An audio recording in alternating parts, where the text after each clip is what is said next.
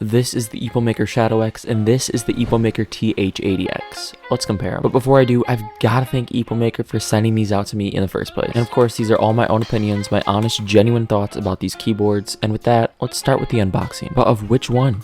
Alright, how about the TH80X, because this one caught my eye for a number of reasons. The box not being one of them, but that's not necessarily a bad thing. I think the silhouette of the keyboard on the front is all it really needs. Like I said, there's not a ton going on inside the box, but I really do appreciate it when they include dust covers. It just makes things so much easier if I ever want to display it. First impressions right off the bat, this is a pretty good looking keyboard. It's actually the one that caught my eye when I first discovered Epomaker, but there are a couple interesting, kind of weird decisions they made here that I wanted to touch on. For example, this volume knob is kind of big, almost too big in my opinion. It just kind of feels like it's taking over the keyboard. The inclusion of a volume knob though is something I didn't really feel like I needed until I tried it. This is something I'm going to look for on any keyboards I buy in the future for sure. So that kind of leads into this next thing, and that's that the keyboard, yeah, it's a rectangle, but it's got this little curve on the edge where the volume knob is. Some people are going to like it, others won't. Personally, I really do. I think it's really unique and kind of makes it more recognizable and differentiates it from like all the other keyboards out there. Oh, and before I forget, I know you guys are getting impatient, here is just a quick sound test.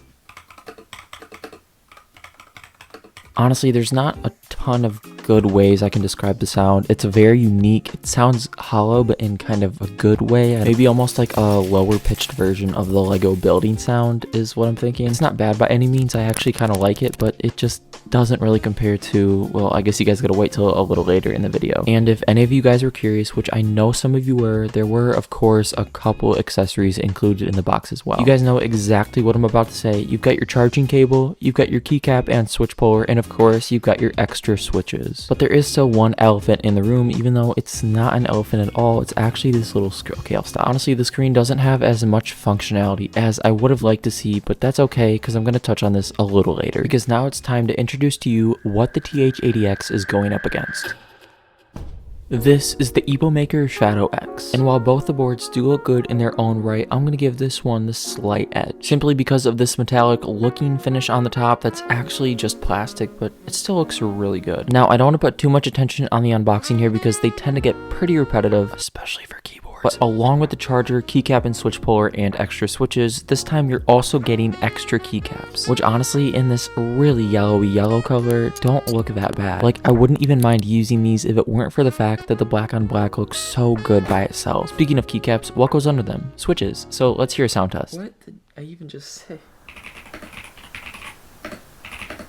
As you guys could clearly hear, this has got the thunk factor, it's got the thunk factor, it sounds really good. But of course, keyboards are more than just their looks and their sound, and that's where this thing starts to fall short. And right off the bat, you guys may have noticed we've got no F-row on this thing. But we do have the arrow keys and a couple other keys up there in the top right hand corner, but that doesn't change the fact that there's no F-row. And honestly, I think I could have gotten past that if it wasn't for the fact that this little knob in the corner isn't what you think it is. At first glance, you might go, oh, a volume knob, but you'd be sadly mistaken because this knob's sole purpose is to toggle your Bluetooth and wireless connections. Which, I mean, cool, it's nice to have it right up there, but couldn't you have just made it like a switch in the back and kept the volume knob there?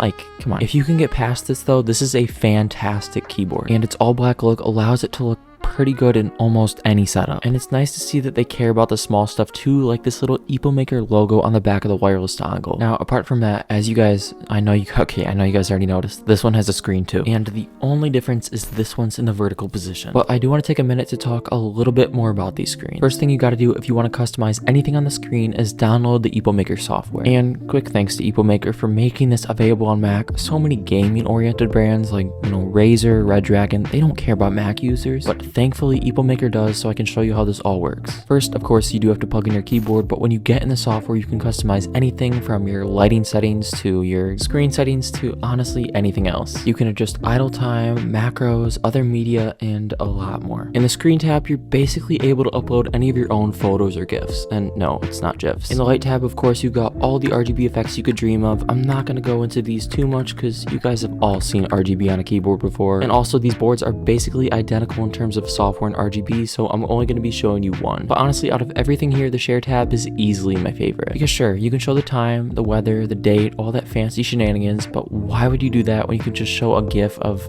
Elmo in the depths of hell instead? And let's be honest, GIFs or pictures are probably the only thing most people are going to use this screen for anyways. But I can sense you guys are getting bored, so that's enough with the software. Right now, I want to double down on the core differences between these two boards. While they're pretty close in size, they look absolutely nothing like each other. And if you're wondering about the little things, yes, they both have flip-up feet and they're both Bluetooth, wired, and wireless. And while the TH80X's flamingo switches sound like this,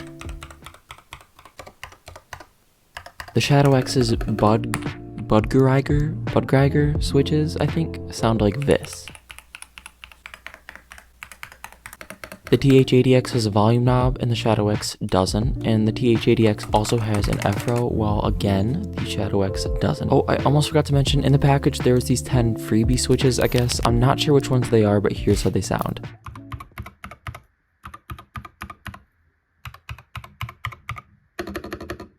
But I do have a somewhat major complaint about the TH80X, and that's its lack of Bluetooth consistency. Sometimes the connection will just flat out stop, and I'll have to play, more like wrestle with it to get it working again. It's honestly just been more frustrating than anything, since I was really looking forward to this board specifically. Now, getting back to the main focus of this video, you may be wondering, John, okay, most of you guys probably don't know my name, why even do a comparison on these keyboards? They seem nothing alike. And I'm gonna give you guys two reasons why. To begin with, what really inspired this video in the first place was the screens, which are unique to these two keyboards, plus a couple others on Epomaker's website. Plus, these two keyboards are fairly new, as is the whole concept of a screen on a keyboard anyway, so I thought it might be a good idea. The second thing I wanted to touch on is the price. These are both in kind of the mid-range category. I'd say the TH80X is $100 and the Shadow-X is $86. So considering sales and deals, price isn't really going to be a factor when trying to decide between these two. With that being said, I've really enjoyed my time with these keyboards so far, and I look forward to using them in the future.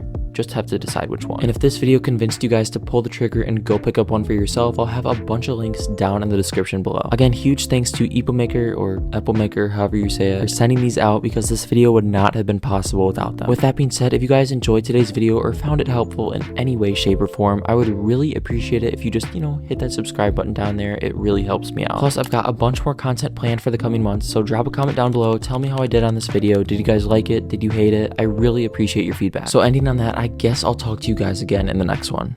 Peace.